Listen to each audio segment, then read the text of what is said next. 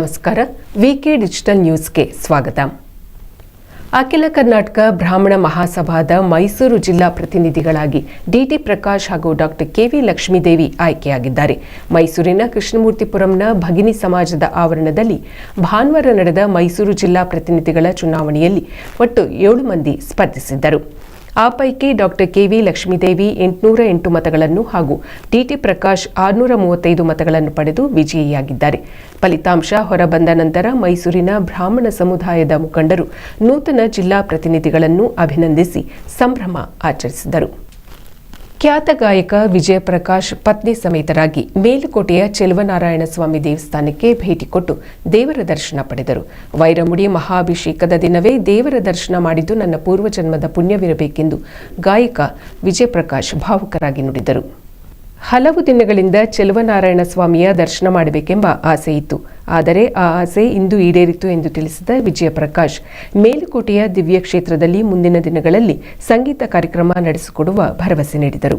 ದೇವರ ದರ್ಶನದ ನಂತರ ಯತಿರಾಜದಾಸರ್ ಗುರುಪೀಠಕ್ಕೂ ಅವರು ಭೇಟಿ ನೀಡಿದ್ದರು. ಹರಿಯಾಣದ ಯಮುನಾ ನಗರಕ್ಕೆ ಸೋಮವಾರ ಭೇಟಿ ನೀಡಿದ ಪ್ರಧಾನಿ ಮೋದಿ ಅವರು ತಮ್ಮ ಬಹುಕಾಲದ ಅಭಿಮಾನಿಯೊಬ್ಬರನ್ನು ಭೇಟಿಯಾಗಿದ್ದಾರೆ. ಅಲ್ಲದೆ ಆ ಅಭಿಮಾನಿಯ 14 ವರ್ಷಗಳ ಪ್ರತಿಜ್ಞೆಯನ್ನು ಕೂಡ ಈಡೇರಿಸಿದ್ದಾರೆ. ಕೈತಾಲ್ನ ರಾಮ್ಪಾಲ್ ಕಶ್ಯಪ್ ಎಂಬುವವರು ಬಿಜೆಪಿಯ ಪ್ರಬಲ ವ್ಯಕ್ತಿ ಪ್ರಧಾನಿಯಾದ ನಂತರವೇ ಪಾದರಕ್ಷೆಗಳನ್ನು ಧರಿಸುವುದಾಗಿ ಪ್ರತಿಜ್ಞೆ ಮಾಡಿದ್ದರು. ಅವರು ಈ ಶಪಥ ಮಾಡಿ 14 ವರ್ಷವಾಗಿದೆ. 14 ವರ್ಷದ ರಾಮ್ಪಾಲ್ ಅವರ ಶಪಥವನ್ನು ಮೋದಿಯವರು ಸೋಮವಾರದಂದು ಸಮಾಪ್ತಿಗೊಳಿಸಿದ್ದಾರೆ. ರಾಮ್ಪಾಲ್ ಅವರಿಗೆ ಹೊಸ ಶೂಗಳನ್ನು ಗಿಫ್ಟ್ ಆಗಿ ನೀಡಿದ ಪ್ರಧಾನಿಯವರು ಶೂ ಧರಿಸಲು ಖುದ್ದು ತಾವೇ ರಾಮ್ಪಾಲ್ ಅವರಿಗೆ ನೆರವಾಗಿದ್ದಾರೆ. ರಾಮ್ಪಾಲ್ ಅವರೊಂದಿಗಿನ ಭೇಟಿಯ ವಿಡಿಯೋವನ್ನು ಪ್ರಧಾನಿಯವರು ತಮ್ಮ ಎಕ್ಸ್ ಖಾತೆಯಲ್ಲಿ ಪ್ರಕಟಿಸಿದ್ದಾರೆ.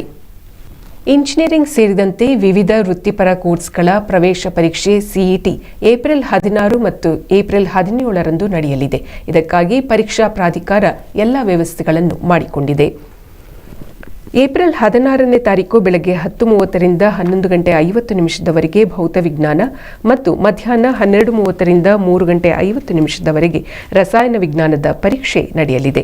ಏಪ್ರಿಲ್ 17ರಂದು ಬೆಳಗ್ಗೆ ಗಣಿತ ಹಾಗೂ ಮಧ್ಯಾಹ್ನ ಜೀವವಿಜ್ಞಾನ ಪರೀಕ್ಷೆಗಳು ನಡೆಯಲಿದೆ. ಕಲಬುರಗಿಯ ಕೆಸಿಟಿ ಕಾಲೇಜಿನಲ್ಲಿ ವಿಭಾಗ ಮಟ್ಟದ ಉದ್ಯೋಗ ಮೇಳ ನಡೆಯಲಿದೆ ಎಂದು ವೈದ್ಯಕೀಯ ಶಿಕ್ಷಣ ಮತ್ತು ಕೌಶಲ್ಯ ಅಭಿವೃದ್ಧಿ ಸಚಿವ ಡಾಕ್ಟರ್ ಶರಣಪ್ರಕಾಶ್ ಪಾಟೀಲ್ ತಿಳಿಸಿದ್ದಾರೆ. ಕಾಲೇಜಿನ ಆವರಣದಲ್ಲಿ ಉದ್ಯೋಗ ಮೇಳದ ಪೂರ್ವ ಸಿದ್ಧತೆಗಳನ್ನು ಪರಿಶೀಲಿಸಿದ ಅವರು ನಂತರ ಸುದ್ದಿಗೋಷ್ಠಿಯನ್ನು ಉದ್ದೇಶಿಸಿ ಮಾತನಾಡಿದರು. ಕಲ್ಯಾಣ ಕರ್ನಾಟಕದ ವಿವಿಧ ಜಿಲ್ಲೆಗಳಿಂದಲೂ ಅಭ್ಯರ್ಥಿಗಳು ಬರಲಿದ್ದು 25,000ಕ್ಕೂ ಅಧಿಕ ಉದ್ಯೋಗ ಆಕಾಂಕ್ಷಿಗಳು ಈ ಮೇಳದಲ್ಲಿ ಭಾಗವಹಿಸಬಹುದು ಎಂಬ ನಿರೀಕ್ಷೆ ಇದೆ ಎಂದು ಸಚಿವರು ತಿಳಿಸಿದರು. ಉದ್ಯೋಗ ಮೇಳದಲ್ಲಿ 275 ಕಂಪನಿಗಳು ಭಾಗವಹಿಸಲಿವೆ ಎಂದು ಅವರು ಮಾಹಿತಿ ನೀಡಿದರು.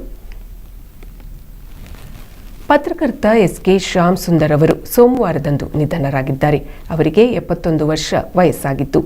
ಸ್ವಲ್ಪ ದಿನಗಳಿಂದ ಅವರು ಅನಾರೋಗ್ಯದಿಂದ ಬಳಲುತ್ತಿದ್ದರು. ಮೃತರು ಅವಿವಾಹಿತರಾಗಿದ್ದರು.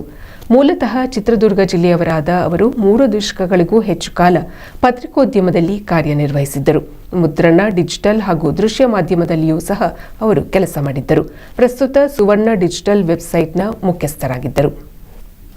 ಇಲ್ಲಿಗೆ ಇಂದಿನ ವಾರ್ತಾ ಪ್ರಸಾರ ಮುಕ್ತಾಯವಾಯಿತು. ಮತ್ತೆ ಮುಂದಿನ ವಾರ್ತಾ ಪ್ರಸಾರದೊಂದಿಗೆ ತಮ್ಮನ್ನು ಭೇಟಿಯಾಗ್ತೀವಿ. ಅಲ್ಲಿಯವರೆಗೆ ನಮಸ್ಕಾರ.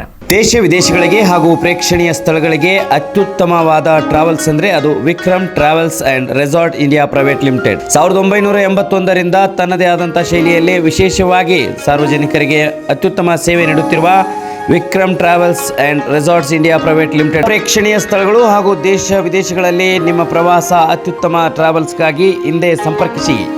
Vikram travels and resorts India private limited. ಹೆಚ್ಚಿನ ಮಾಹಿತಿಗಾಗಿ ಸಂಪರ್ಕಿಸಿ 9611375852 9880725851 08023461222 ಹಾಗೂ 23462660. ವೀಕ್ಷಕರೇ, ವಿಕೆ ಡಿಜಿಟಲ್ ನ್ಯೂಸ್ ಯೂಟ್ಯೂಬ್ ಚಾನಲ್ ಅನ್ನು ಲೈಕ್ ಮಾಡಿ, ಸಬ್ಸ್ಕ್ರೈಬ್ ಮಾಡಿ ಮತ್ತು ಹೆಚ್ಚಿನ ಜನರಿಗೆ ಶೇರ್ ಮಾಡಿ. ವಂದನೆಗಳು.